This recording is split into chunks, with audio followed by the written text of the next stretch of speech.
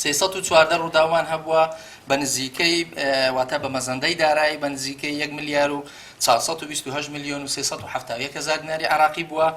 ڕووداوەکانیش بە چەند هۆکارێک بوون.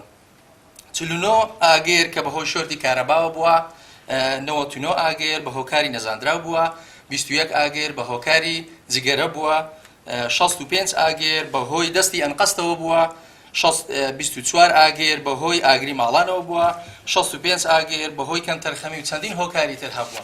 هەروەها حاڵەتەکانی مردن و سوتان و خنکار 16 حاڵەتمان هەبووە.